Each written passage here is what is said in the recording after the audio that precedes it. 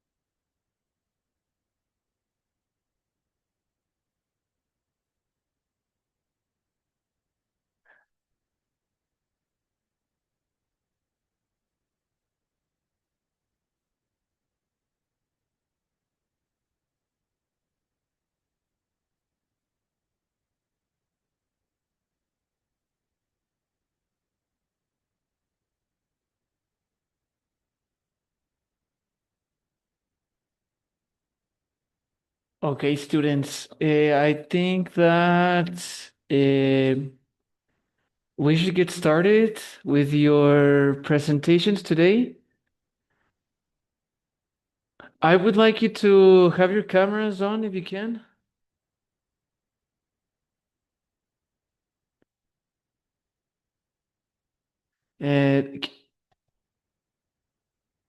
Magda, what are you doing? I cannot hear you, and I don't know if you can hear me.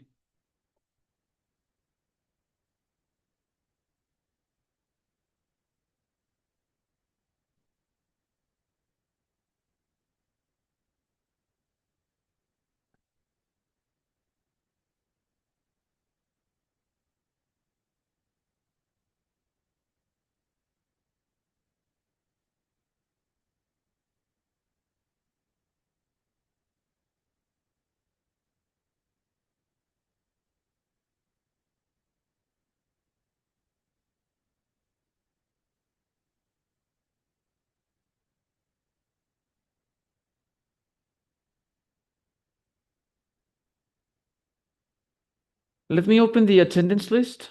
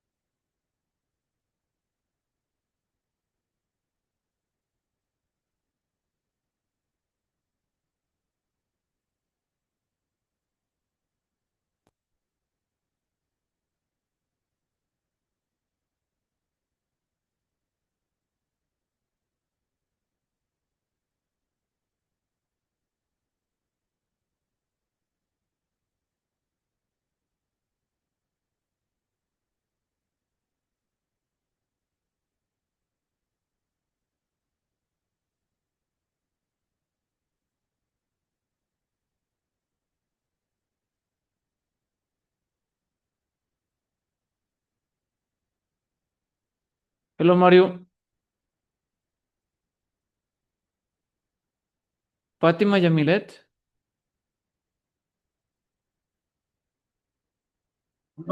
No, teacher, present. Sorry. Christopher. Hi, teacher. I'm here. Mario, yes, you have attendance. Thanks.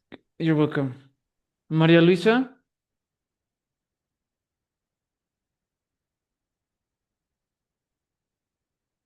Laura Marlene.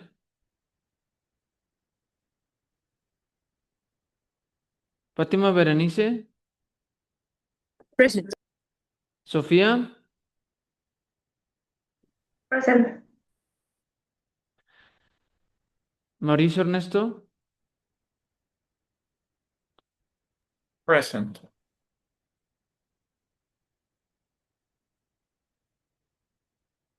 Luis Eduardo,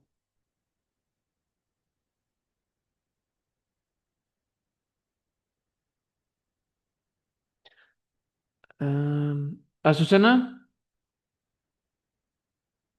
Present, teacher. Kevin, Luis Daniel, Magda. Present. Great. Okie doke. Let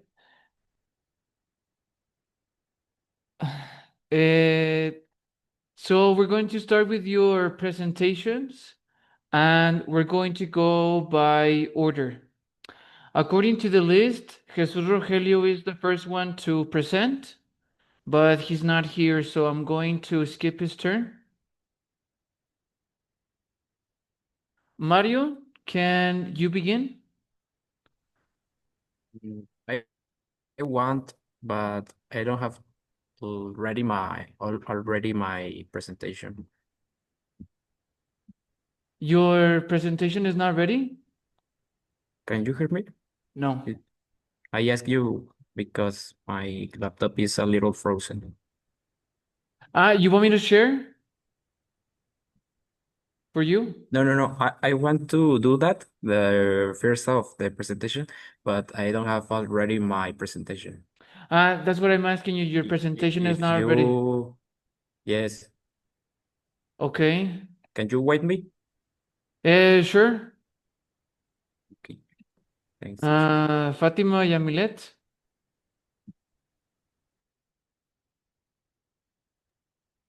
Teacher, I stay in the hospital, but I can present in the last. Okay. Teacher, my presentation is ready. Your presentation is ready, Azucena? Yes. Okay, perfect. So please begin. Azucena, are you on the bus or on the train? Or are you at home? No, I'm here in the home. You're okay, perfect. So I would like to see your camera on for your presentation, Azucena. Okay. Great, thank you.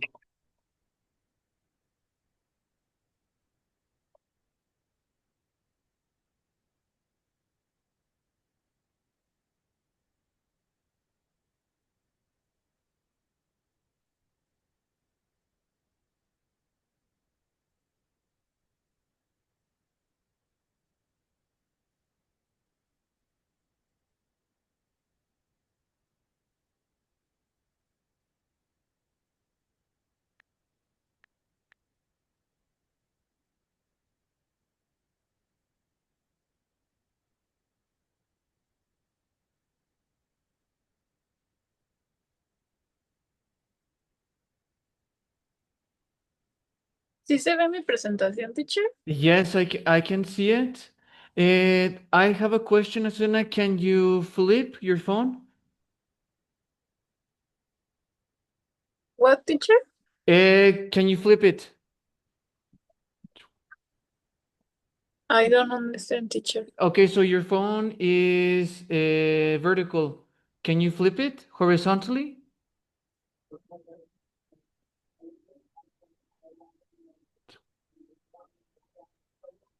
O sea, como que si lo intentas girar, pues, Yes, that's right. que te quiero dar a entender el teacher.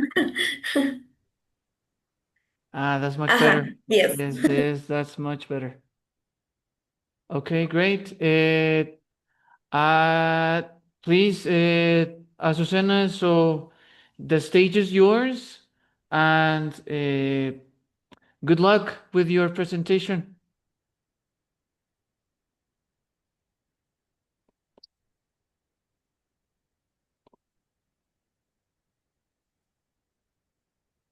My conspiration is did man really land on the moon? The Apollo 11 mission generate great global anticipation during the Cold War. The Soviets held the lead in the space race because they had really been successful on their mission orbiting the Earth.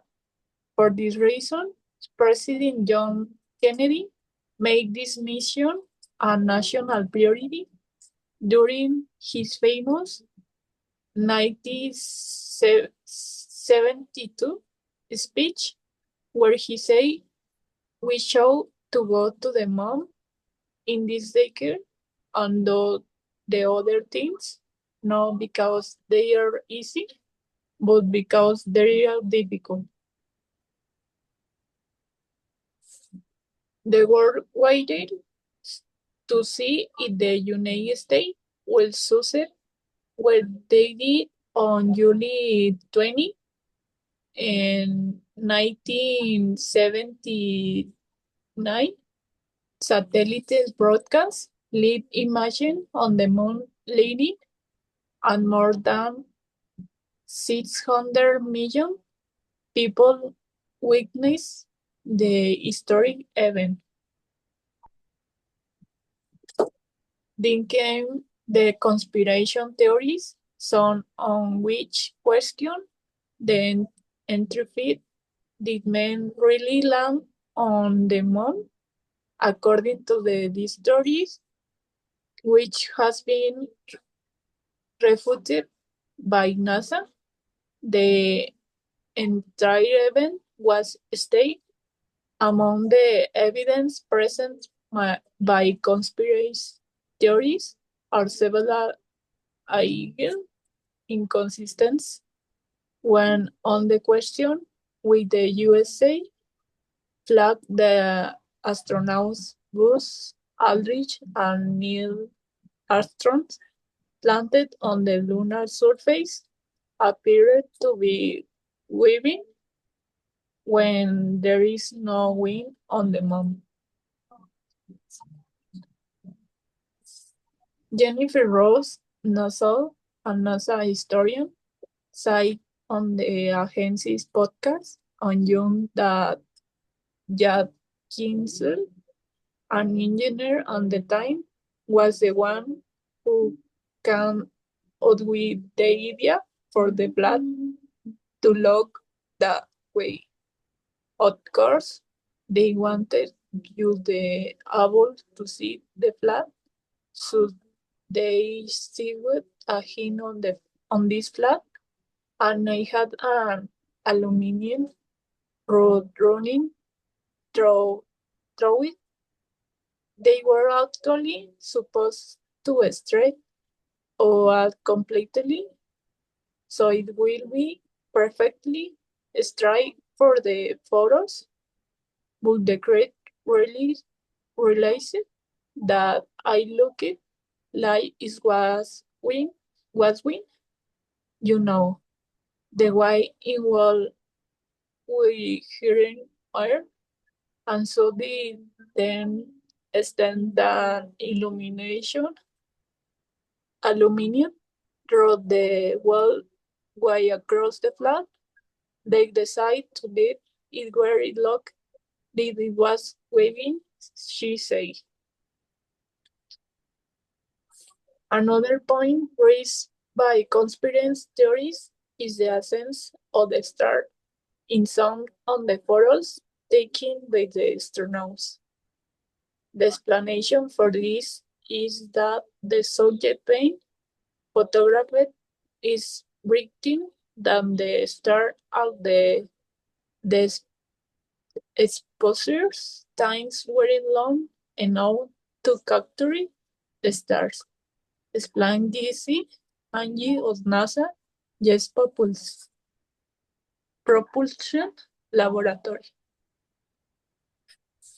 NASA's official website contains compelling information confirming not only that the Apollo mission landed on the moon, but also the high-resolution photographs of American flags were taken on subsequent mission after Apollo 11. The moon has its shaped of conspiracy theories, including those with lead NASA taking the Apollo mission to the moon in the 1970s and 70s years. Mission lies the Lunar Reconnaissance Orbiter, which photographed the Apollo landing site while orbiting 30 millions above the rover. Lunar terrain makes it much harder to remain scheduled. Today, there are extremely well characterized high-resolution images that clearly show the landers, vehicles, equipment, and falterings led by the astronauts NASA states. They are answer to a question raised by non-beliefs, but one of the strong arguments based the LRO evidence is that the Apollo mission were independently tracking by England and Russia, who sent congratulatory letters after the moon landings. In the means of the heated space race, the Russian will have exposed or was is the landings hadn't actually happened this day at. I'm finished, teacher. Okay, thank you very much, Azucena, for your presentation.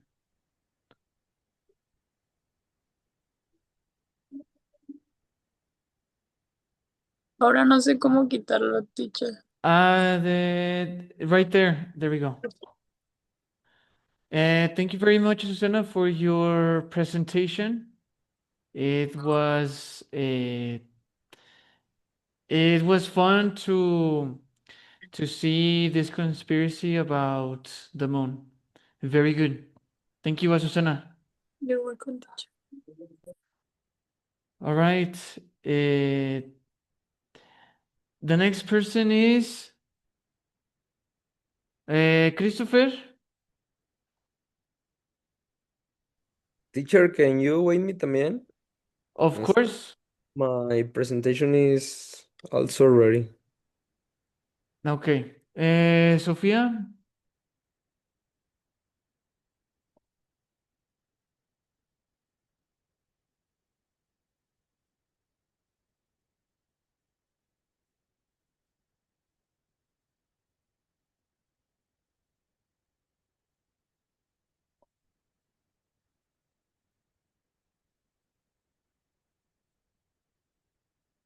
Can you see my presentation?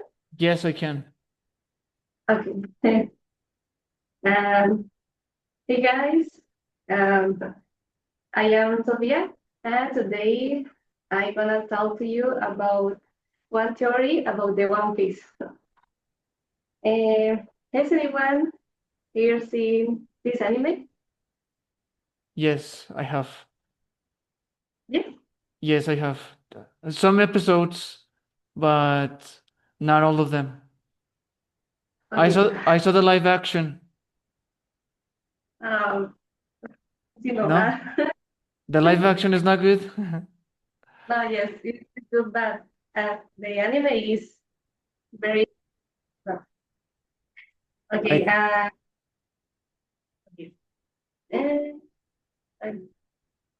so,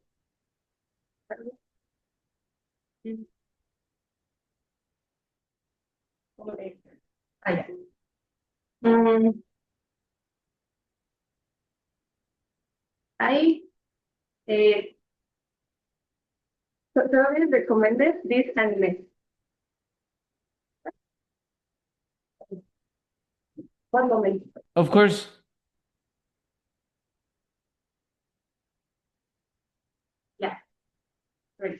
Okay. Uh, uh, this anime is a wonderful. You have to see it. Okay, I'm gonna start with this phrase. They overcome it all the time, and the scenes were always there. That the world was going to collapse. Mm, Roger, Roger says the great pirate era, so that people could learn to live on the water. And Roger is the queen of the pirates. He is surrendered to the navy, and they killed him. But before he died, he says, "My wealth and my wealth and treasures. If you want them, you can have them. And don't fight them. I left everything in that place. This place is Lamptown. And here is mm, here's the One Piece. The One Piece. Riley began carrying ships because he knew that ships will need protection. Look the picture on the boat. Riley is a member of the Pirate Kings Club, the friend of Roger. And Crocus began to live inside the lagoon whale because he next this moment would come. His other member, the Roger's crew, Chance create a crew of non-divine Crocus users, so that if it happens, they won't be affected. Chance is other member of the Roger's crew. The Celestial Dragons boil their home at the top of the red line, so they won't sink. They are the Celestial Dragons.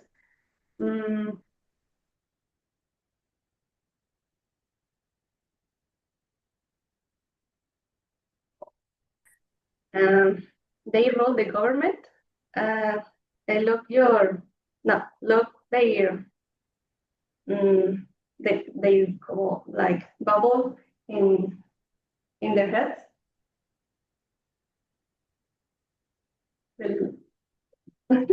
The Celestial Dragons.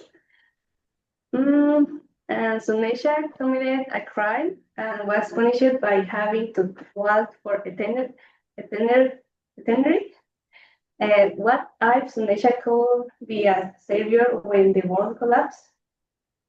And look the legs of Sunesha and the ocean. The fishman race was opposite because the world government knew they could gain an advantage. They are the Gyojin.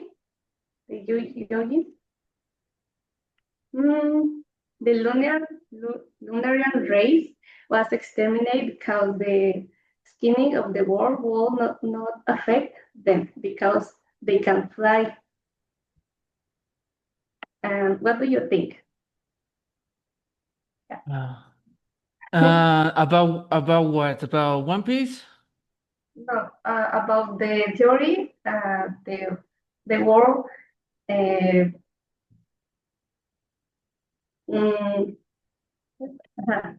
world was going to collapse. What do I think about the world collapsing?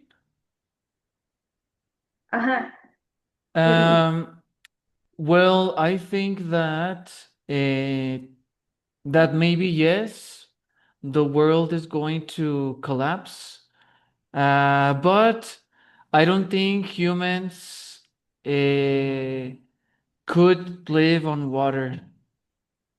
We're not ready for that.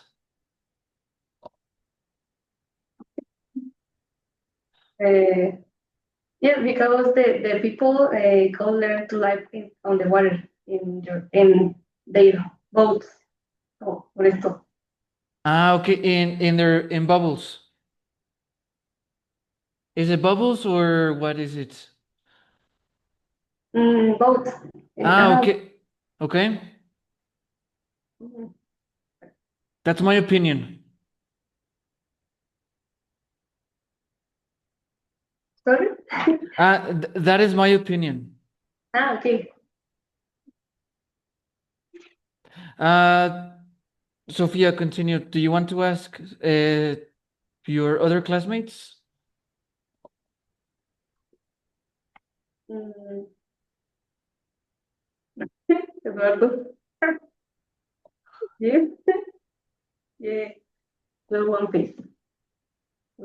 No. Okay, all right. Very good, Sophie. So, can I ask you a question, Sophie, about your presentation?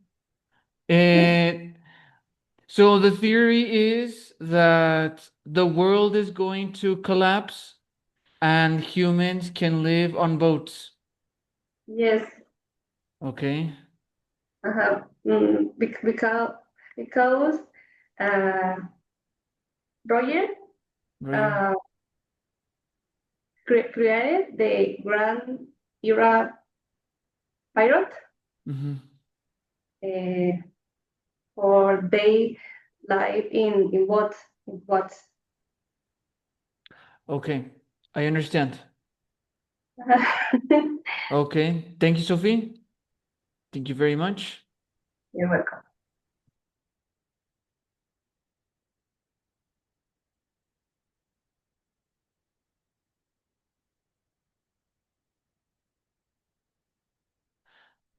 All right, Sophie, thank you very much for your presentation again. And we're going to continue with Mauricio.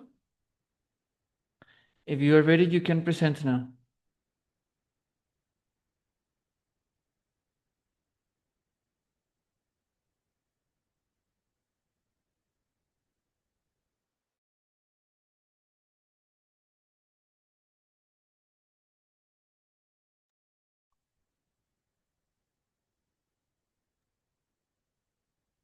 You can see? I can see it. Okay. Good afternoon, everyone. My name is Mauricio. Today I will share a story that sounds like a movie. The Mystery of Pan Am Flight 914. This is about a plane that disappeared in 1955 and supposedly returned 37 years later. It is a time travel, or a lie. Let's find out.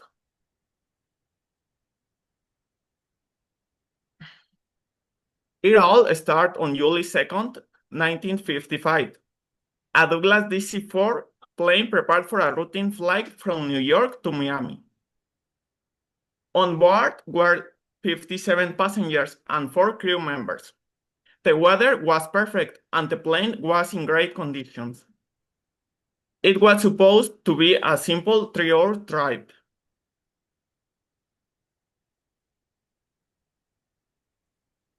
The plane took off at 9:55 a.m. Everything was normal at first. But suddenly the plane vanished from the radar. There were no storms or disasters or distress signals. In the control center operators were confused. They called repeatedly, Flight 914, do you receive me? But there was no answer. The plane was gone. The authorities start a massive search operation. The Air Force, the Navy, and the Coast Guard looked for the plane in the Atlantic Ocean for weeks. They looked for wreckage or fuel, but they found nothing. No debris and no bodies. Finally, they declared that the plane had crashed and everyone had died. And 37 years passed. Then, on May 21, 1992, something impossible happened in Caracas, Venezuela. An unknown radar signal appeared at the airport. The controller, Juan de la Corte, saw a non-propeller plane approaching.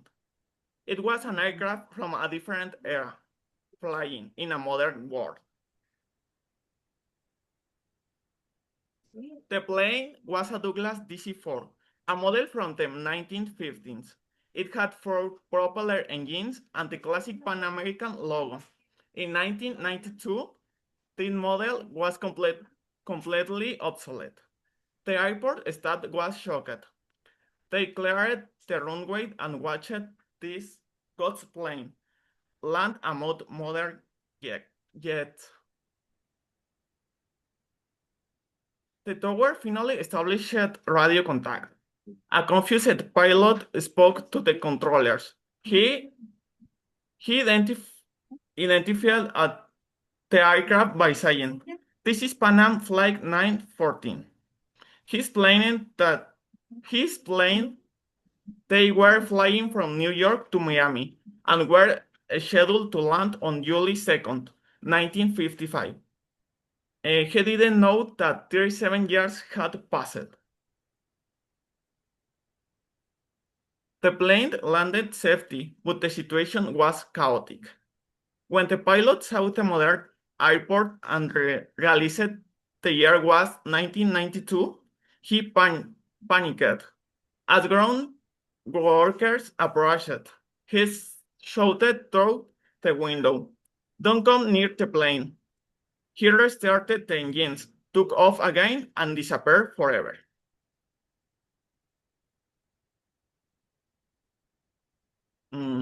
People wanted an explanation.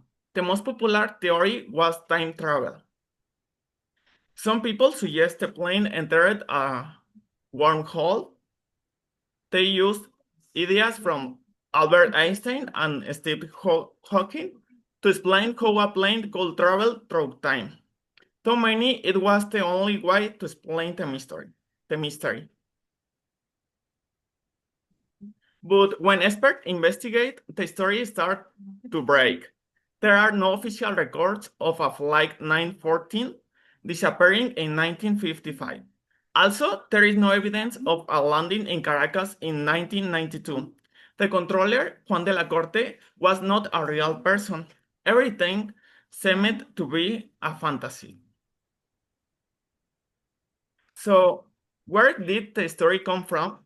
It was first published in 1985 by the weekly World News. It was a tabloid famous for inventing fake stories about aliens and monsters. They created Flight 914 to sell more papers. They even changed the dates in different editions of the newspaper.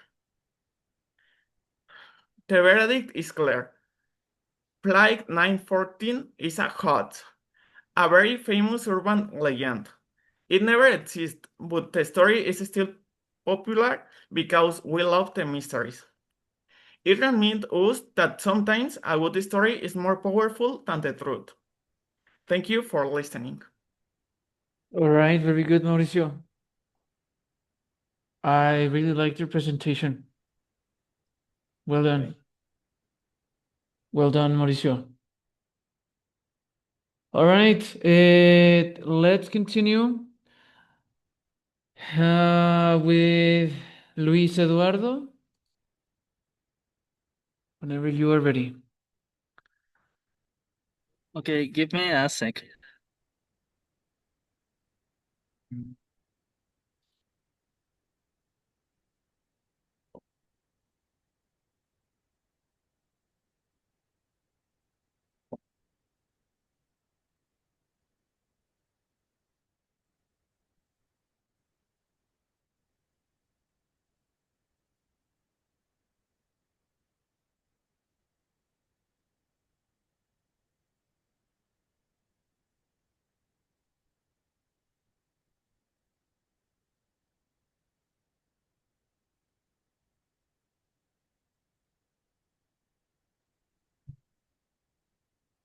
Ok. Creo que no carga, ¿verdad? Denme un segundo. I see your screen.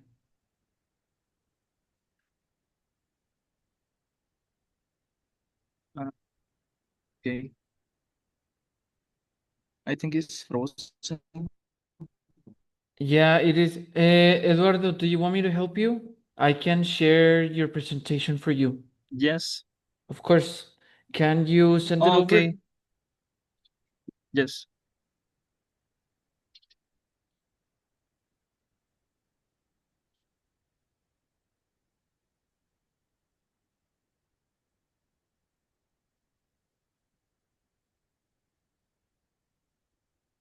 But it's blurry, Magda. We cannot see your shirt. Remove your background so that we can see it. Ya, bien. Okay.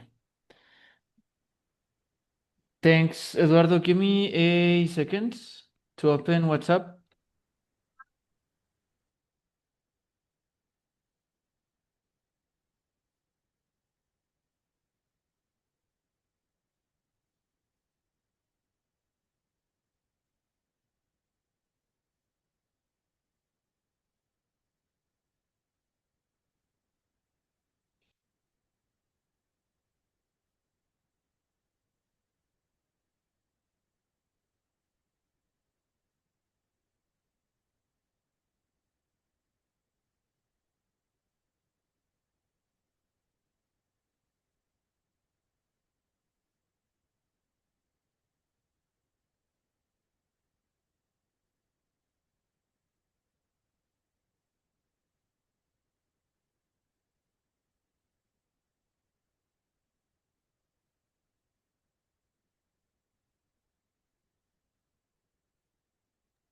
Lo intenté de nuevo. ¿Esta vez sí se ve?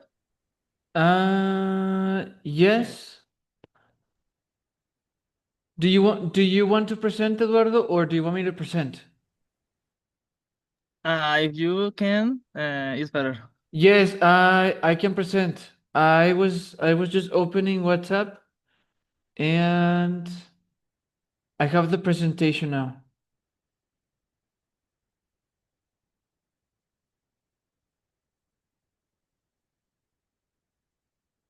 Hold on.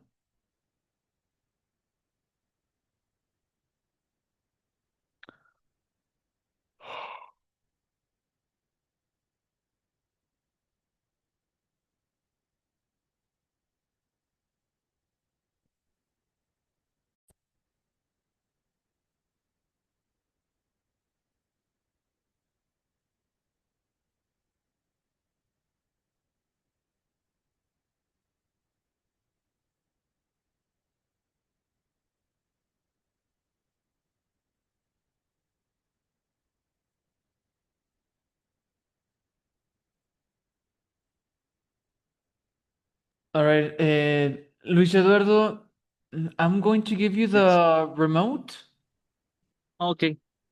and you can click whenever you want. Okay. Is it Great. okay, great. Go ahead. Okay. Uh, oh, Jesus. Is it good or not?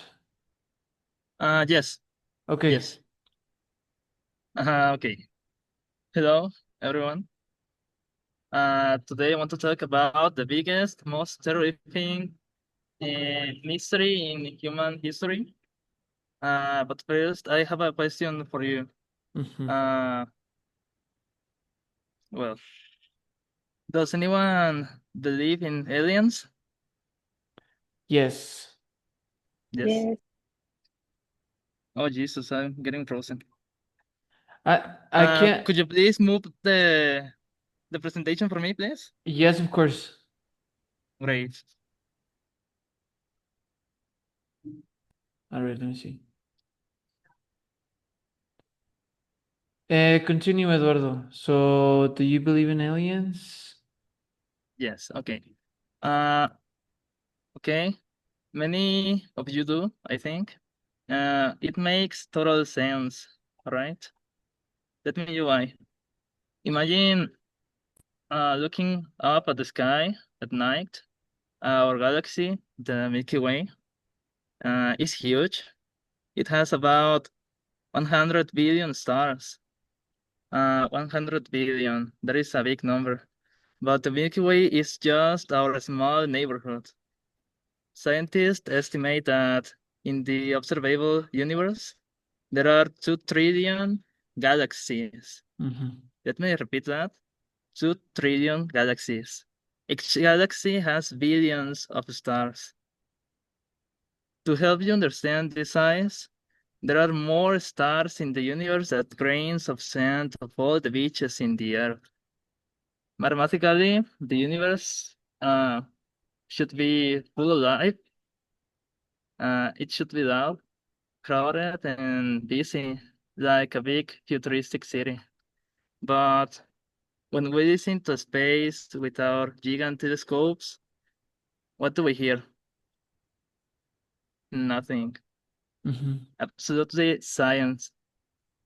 This, my friends, is a terrific problem, and today I will explain why. Okay. Could you please change the yes? The Please. Fermi paradox? Yes, the Fermi paradox. In the summer of 1950, a very smart scientist named Enrico Fermi was having lunch with his friends. They were talking about flying saucers and aliens. Suddenly, Fermi looked up and asked a very simple but powerful question. Where is everybody? The simple question is known today as the Fermi paradox. A paradox is a situation that doesn't make logical sense. Think about it.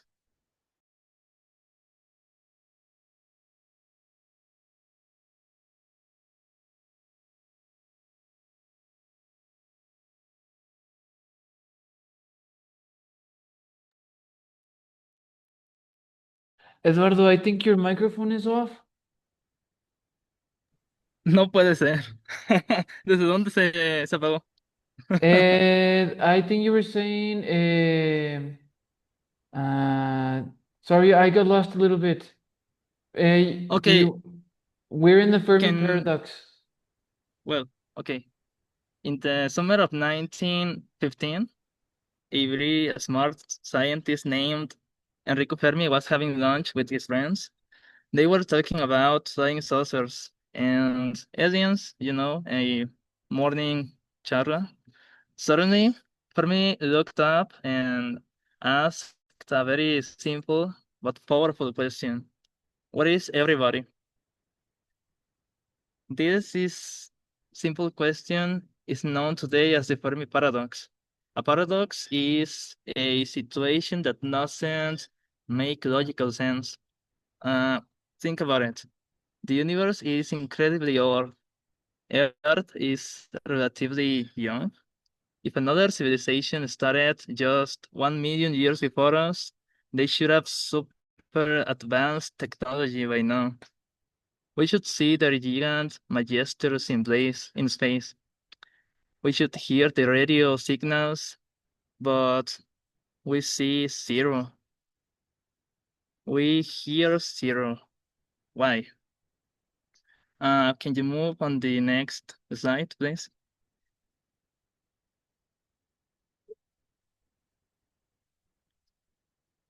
This is a famous phrase by Arthur C. Clarke.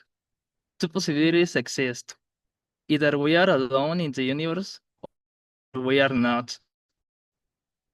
Both are equally terrifying, and I think that is terrifying. Can you move on the next slide, please?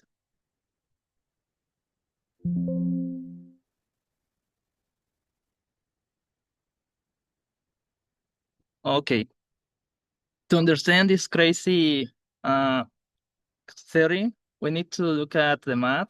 In 1961, another scientist named Frank Drake created a famous formula, the Drake equation. It looks complicated, but it just calculates the probability of life. It counts first the number of new stars, second planets with a good temperature for water, and finally the life that becomes intelligent and builds technology like us, like humans. Even if you are pessimist, the Drake equation says there should be millions of alien civilizations out right now. Millions. So again, what are they? Can you move the next, please?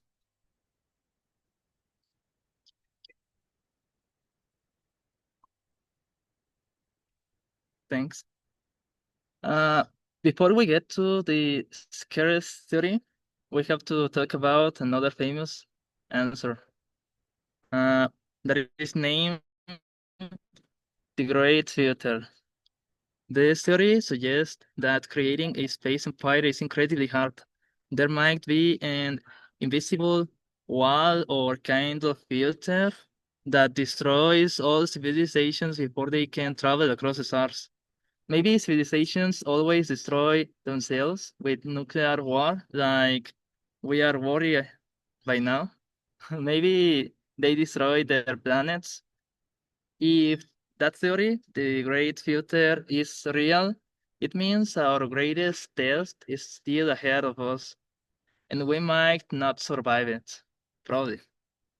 But there's another theory, and that is in what I believe, and probably is much darker. Can you move on the next, please? Okay. And this is called the dark forest theory. In 2008, a Chinese science fiction writer named Liu Xin wrote a famous book called The Three-Body Problem. He answered the Fermi paradox with this theory, with the dark forest theory. To understand this, I need you to use your imagination again. Imagine, please, a dark forest at night. It is huge, and there are almost no light. Now imagine you are a hunter in this forest. You have a weapon. You are moving very, very quietly. You step carefully because you don't want to make a single sound. Why are you so quiet? Because you are not alone. The forest is full of other hunters. You don't know what they are. You don't know if they are friendly.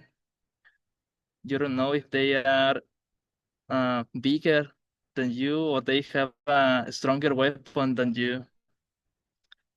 If you see another person, do you say hello?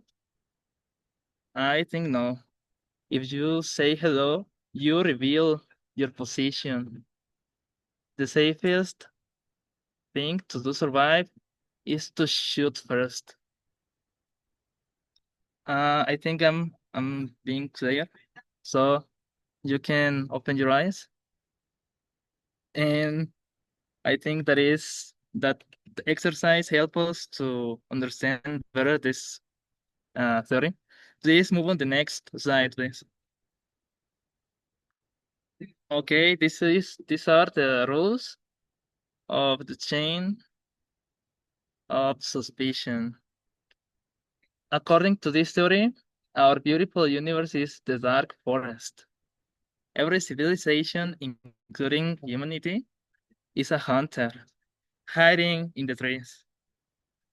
Why would aliens be so aggressive? The theory gives two simple rules of the universe.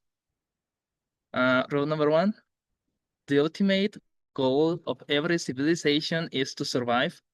And rule number two, the universe is huge. But resources like energy and habitability planets are limited. Okay. Could you please move on the next slide? Well, because space is so incredibly big, communication takes hundreds or maybe thousands of years.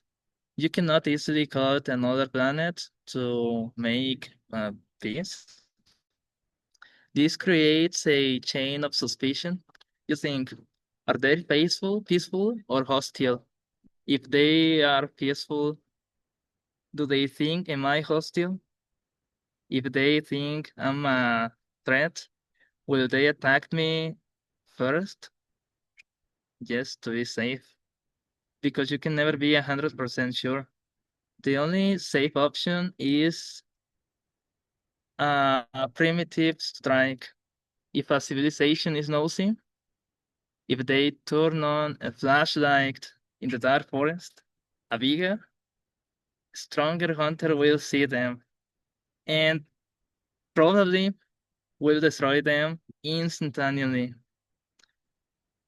That's why the universe is silent. Everyone is hiding in absolute terror. Could you please move to the next?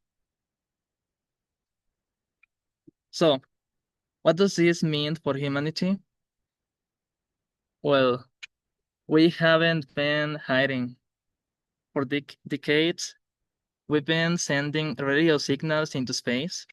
And in 1977, we launched the Voyager space probes 1 and 2.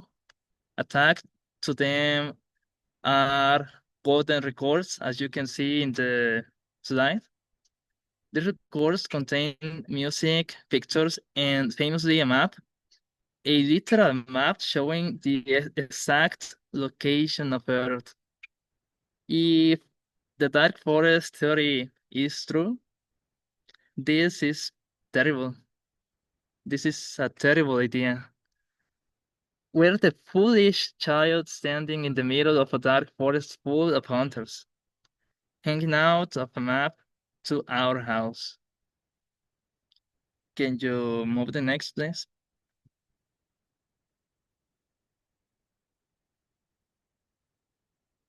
And well, I hope this theory probably is wrong. We can imagine or hope the universe is a friendly neighborhood, not a dark forest. But until we know for sure, perhaps we should stop uh, shooting into the dark, sending our location, uh, flashing in the dark forest, and probably start listening. Because if we keep shooting and someone stronger finally hears us, well, that might be just the end of the humanity. Thank you very much, all of you, for listening. And I hope this theory seems interesting for you. And I would like to to know your opinion. What about the Dark Forest theory? Do you believe in that or not? Or it's just a hoax?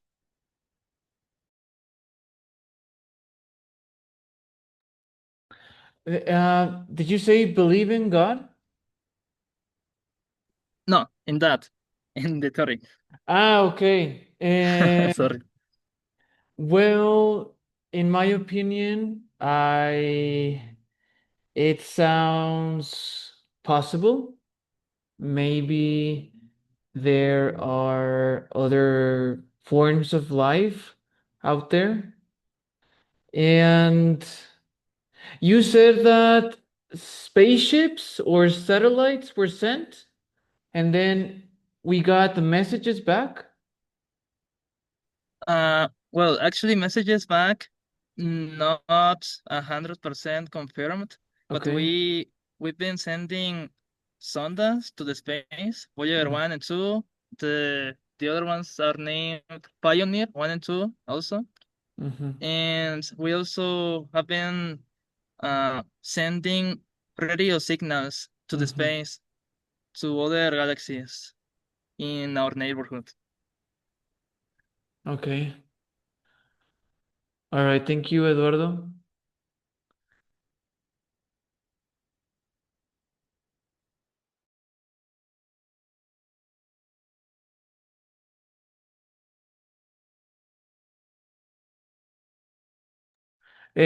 Class, do you have questions for Eduardo or want to share your opinion? It's a good presentation, Eduardo. Thank you.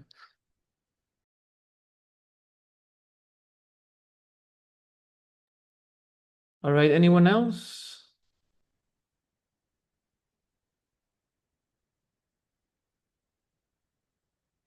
Okay, Eduardo, thank you very much. I'm going to stop sharing the screen. It was a great presentation. Well done. All right, we're going to continue with... Wait a minute. What's going on with my...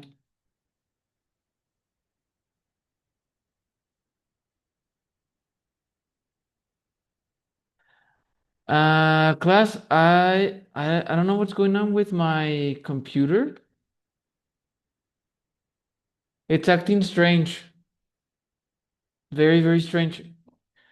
The aliens. And Luis Daniel, what about you? Are you ready? Yes, teacher. All right, go ahead. Teacher, sorry, but I want to ask you something. Yeah, Can I go sure. to the bathroom? Of course. Yes. Yeah, why not? Thanks.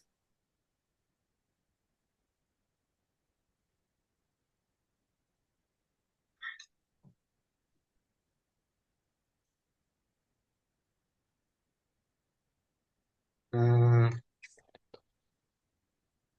you see it? Can you see the presentation? Yes.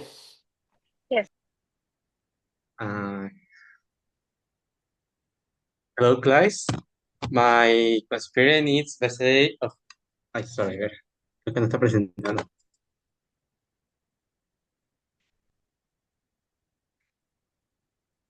Me trabé.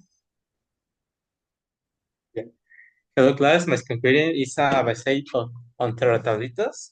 Pterotablitos are artistic space that serve as a friendly deliberate to a divinity or a favor, miracle, or protections received. Ah, no veo. Okay. Ex-votos, commonly known as artifice of celebrities in Mexico, are religious offering placed in sanctuaries to chant divinity fables, healing, or miracles. After the nature is mainly devotional and artist. They can contribute to narratives of conspiracy or social resistance like in various ways. The reaction of miracles are extraordinary